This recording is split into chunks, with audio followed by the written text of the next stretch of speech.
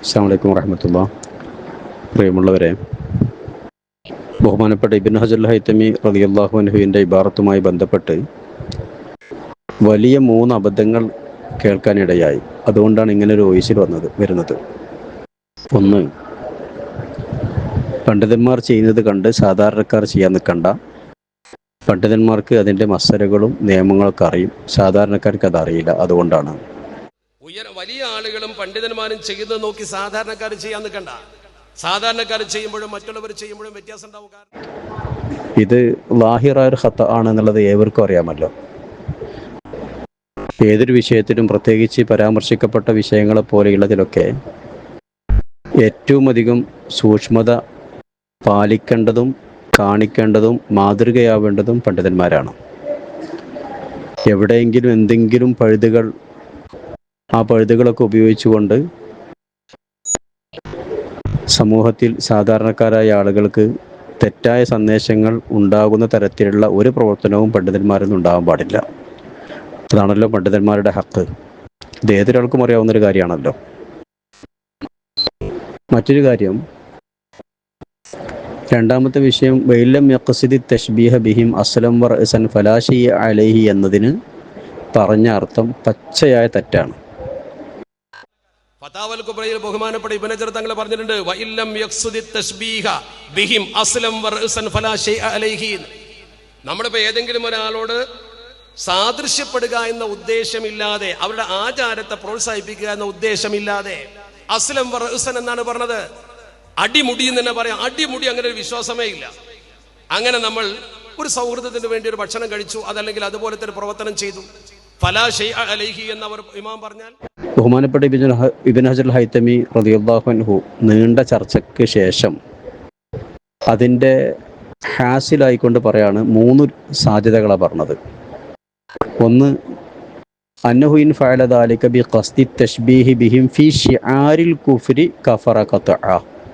ശിആറുൽ കുഫ്രിൽ തശ്ബീഹ് ഉദ്ദേശിക്കുന്നെങ്കിൽ കഫറ ഖത്അ, ഉറപ്പായും കുഫർ സംഭവിക്കും. ഔ ഫി ശിആരിൽ ഈദി മഅ ഖത്ഇൻ നദരി അനിൽ കുഫ്രി ലം യക്ഫുർ. ശിആറുൽ കുഫ്രിൽ തശ്ബീഹ് എന്നുള്ളത് ഉദ്ദേശിക്കുന്നില്ല.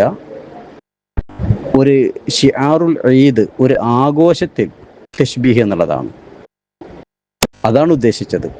എന്നാൽ ലം യക്ഫുർ, കുഫർ സംഭവിക്കൂല. വലാകിന്നഹു യഅ്സിമു, പക്ഷേ കുറ്റക്കാരനാകും, കുറ്റം കിട്ടും. കുഫർ വരൂല, പക്ഷെ കുറ്റം സംഭവിക്കും. അപ്പോൾ ഷിആറുൽ കുഫറിൽ തശ്ബീഹ് ഉദ്ദേശിച്ചാൽ കഫറ. ഷിആറുൽ ഈദിൽ, ഈദ് ആഘോഷം, ഇതിൽ തശ്ബീഹാണ് ഉദ്ദേശിക്കുന്നതെങ്കിൽ എന്നാൽ ലം യക്ഫുർ, പക്ഷേ വലാകിന്നഹു എന്ന് പറഞ്ഞത് കുറ്റക്കാരനാകുമെന്ന. ഇതിന് ശേഷമാണ് വൈലം യഖ്സിദ് തശ്ബീഹ ബിഹിം അസ്ലം വറഅസ എന്ന് പറഞ്ഞത്. അതായത് ഈ 2 രൂപത്തിലും തശ്ബീഹ് ഉദ്ദേശിക്കുന്നില്ല.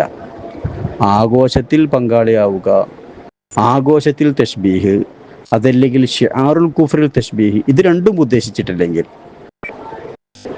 എന്ന ഫലാശിയാല് അവിടെ ഒരു തകരാറും സംഭവിക്കൂല. നമ്മൾ ഈ ഗുരുവായൂർ ഏകാദശിൻ്റെ സമയമാകുമ്പോൾ അങ്ങാടികളിലൊക്കെ കരിമ്പ് കാണലുണ്ട്, പല ഭാഗങ്ങളിലും. എല്ലാ ഭാഗത്തുണ്ടോ ഇല്ല എനിക്കറിയില്ല. അപ്പോൾ ഒരാൾ അങ്ങാടിയിൽ കരിമ്പ് കണ്ടപ്പോൾ വാങ്ങിക്കൊണ്ടെന്ന്, അത് അങ്ങാടി കണ്ട ഒരു ഭക്ഷ്യവസ്തു എന്ന നിലക്ക് വാങ്ങിക്കൊണ്ടെന്നതാണ്. അതല്ലാതെ ഏകാശിൻ്റെ ആഘോഷമെന്നോ അതിൽ പങ്കാളിയാവുകയെന്നോ അതിൽ തശ്ബീഹ് എന്നോ അല്ലെങ്കിൽ കുഫർ എന്നോ ആ രൂപത്തിലൊന്നുമില്ല. അങ്ങാടിയിൽ സാധനം കണ്ടു, അപ്പോൾ വാങ്ങിക്കൊണ്ടെന്ന് കഴിച്ചു. ഇതാണ് ഈ പറഞ്ഞത് വൈലം യഖ്സിദ് തശ്ബീഹ ബിഹിം അസ്ലം വറഅസ. അഥവാ ഷിആറുൽ കുഫറിൽ തശ്ബീഹ് എന്നുള്ളത് ഉദ്ദേശിക്കുന്നില്ല.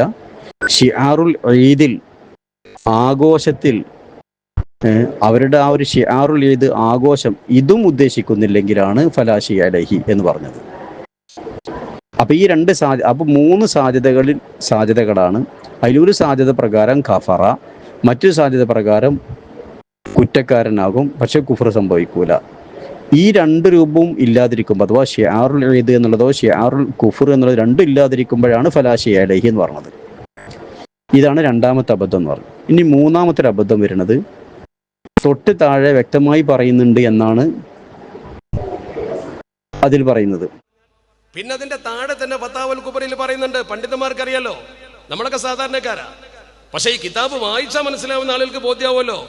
ബഹുമാനപ്പെട്ട ഇമാം അവർകൾ ഇബ്നു ഹജർ തങ്ങൾ പറയുന്നുണ്ട്, ചില മുതാഖിരീങ്ങളായ പണ്ഡിതന്മാർ ഇങ്ങനെ പറഞ്ഞിട്ടുണ്ട് എന്ന് പറയുന്നതിന്റെ ആമുഖത്തിൽ തന്നെ അദ്ദേഹം പറയുന്നുണ്ട്, ഞാൻ പറഞ്ഞതിനോട് യോജിച്ചാണ് അവർ പറഞ്ഞിട്ടുള്ളത്. ഞാൻ പറഞ്ഞതിനോട് യോജിച്ചു എന്ന് പറഞ്ഞാൽ എന്താ? മഹാനവറുകൾ പറഞ്ഞത് വിശ്വാസത്തോടു കൂടി ചെയ്താൽ കുഫർ. തൊട്ട് താഴെ പറയുന്നത് വളരെ വളരെ ശ്രദ്ധിക്കേണ്ട ഒരു സംഗതിയാണ്. കാരണം തൊട്ട് താഴെ പറഞ്ഞത് വമിൻ അഖ്ബഹിൽ ബിദഇ മുവാഫഖത്തുൽ മുസ്ലിമീന അൻ നസാറ ഫി അഅയാദിഹിം ബിത്തശബ്ബുഹി ബി അഖിലിഹിം വൽ ഹദിയത്തി ലഹും വഖബൂലി ഹദിയത്തിഹിം ഫീഹി എന്നാ ഇതാ പറഞ്ഞത്. വമിൻ അഖ്ബഹിൽ ബിദഇ മുവാഫഖത്തുൽ മുസ്ലിമീന അൻ നസാറ ഫി അഅയാദിഹിം ബിത്തശബ്ബുഹി ബി അഖിലിഹിം വൽ ഹദിയത്തി ലഹും വഖബൂലി ഹദിയത്തിഹിം ഫീഹി. അർത്ഥം ലാഹിറാണല്ലോ. അപ്പോൾ ഇബ്നു ഹജർ ഹൈതമിൻ്റെ ഇബാറത്ത് വളരെ ഒരിക്കലും ഒരു സവാബിന് യാതൊരു സാധ്യതയും ഇല്ലാത്ത രീതിയിലുള്ള ഈ വിശദീകരണം കേട്ടപ്പോൾ വല്ലാതെ പ്രയാസപ്പെട്ടു പോയി. അതുകൊണ്ടാണ് ഇതിങ്ങനെ വോയിസിൽ വന്നത്. അസ്സലാമു അലൈക്കും വറഹ്മത്തുള്ളാഹി.